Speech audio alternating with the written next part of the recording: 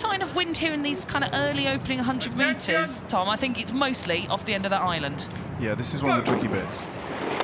As you come in through here, we've got all the wind shadow from the island, so they're really calm in this little bit, as you can see in the water here, and the bit to really look out for is they come off the end of the island and that crosswind starts to buffer them.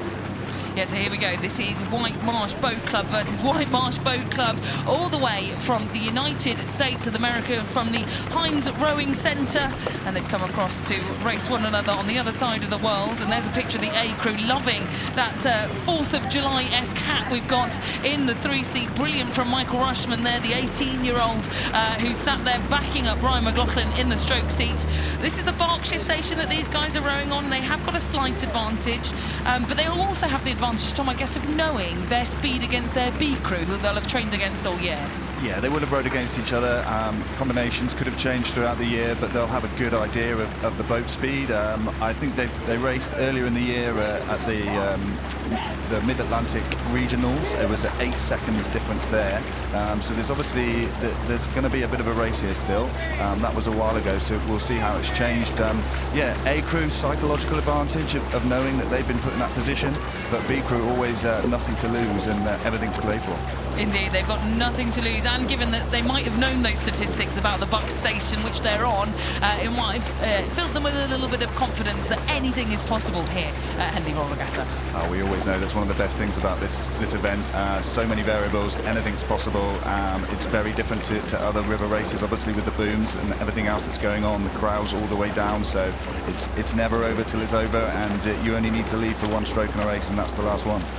Well, as you'll know, Tom, you are the host of a podcast called The Last Stroke Counts. I was talking with your co-host yesterday, Pete, about whether the first stroke counts just as much.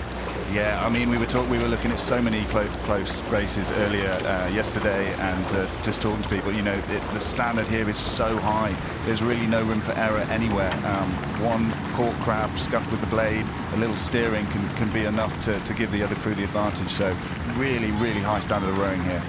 Now, we've got Whitemarsh A on your screen here. We talked about Ryan McLaughlin, Michael Rushman with the lovely Star-Spangled Banner hat in the 3-seat. They're backed up by Tiernan Flanagan in the 2-seat, William Curtis in the bow seat. This is their first race here on the Henley course. They've got a bye, which is where, if you're one of the favoured crews, the selected crews in the competition, you get a free pass through to the next round of competition. The B crew, not so lucky. They've had to come through the rounds to be able to race here against their A crew. And the B crew yesterday, well, they beat Sir William Borlase's grammar school to reach this next round. But I think having a race under your belt, especially if you're an international crew, Tom, can sometimes be an advantage. Like you've said, there's so many things this course can throw at you, whether that's booms, wind, you know, very different and unique things that the Henley course poses as a challenge. What do you think? Do you think it's actually worthwhile doing that first round race? Yeah, generally, you know, you take the advantage you've got. So if you've had that rest, you get to sit back and say, you know, we're resting our legs, we're going to have fresh legs tomorrow. But if you've had that extra race, you say, look, we've had an extra run down the course, we've had to go at steering in these conditions, we're going to take the advantage from that. These guys train all year, they race in and out. Quite often in a training session, they might do 2 or 3 2K pieces. So one a day, it's not going to be beyond them. They're still going to be able to put a maximum performance in the next day.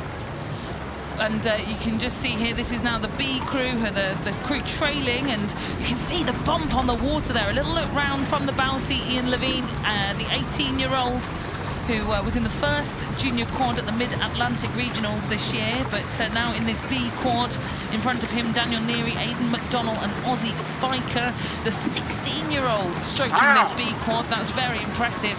You know, this event for under 18, so a couple of years still left to row out in his junior career. But Tom, you can see the bounce on the boat. There was a wave that just crashed over the bow ball there. This is really bouncy stuff. Yeah, there's a combination of this wind, and also as we get towards the back end of the week, more and more cruisers going up and down, so you can get really bouncy sections in this river. It's not consistent, and that's kind of the difficulty with dealing with conditions.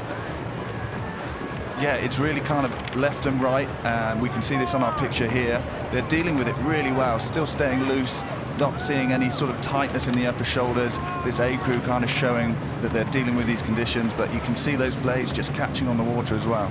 Now, Tom, I've never rowed on the Schuylkill, which is where these guys train in Philadelphia, but you have certainly raced a lot of times on this stretch of water in Henley-on-Thames. You're a member of Leander Club. You'll have been up and down this stretch many times. I don't think I've ever seen it this kind of ripply and wavy during July in Regatta Week, but who knows? Yeah, it's definitely been a few years since we've seen these kind of conditions. Like you can see here again, you can see the hair, and that hat's absolutely flying around. I'm glad he's got a little string there around his neck to keep that on. That one's not going to go flying, but you're right. These are more tricky conditions than we've seen, but I think these guys are dealing with it well here. They've got the confidence. They know they're on that against that B crew, so it's really about just staying in your place, in your zone, and really just having the confidence to put the performance in you know you can. And one of the things, you know, if you look at the blades, the spoons, they're kind of the big white bits on the end of the oars.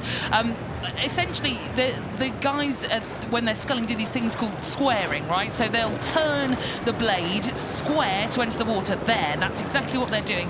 Now, essentially what you're doing when you do that is you're opening up a sail, right? And you're pushing the boat backwards. So how tricky is it when you're in that boat to know, you know, sort of when to square that blade? Yeah, this could be a discussion they've had. When conditions get worse, there might be a time for the crew to discuss changing that. As we can see here, there's maybe not necessarily... Well, Tom, I'm just going to stop you there because there's something actually floating in the water. I think that might be a hat. Maybe it's that lady's hat from the bridge earlier. But we are going to have to watch because they're going to clip that with their blades. It's not a hard enough object, I think, to keep them sort of on their course and on their way. You know, it needs to be something way more solid to really knock them off course. But, you know, that can be a bit of a distraction. And I guess one of the perils of having such windy conditions, not only for the crews out there trying to master it, but also for the spectators losing all sorts of stuff into the water.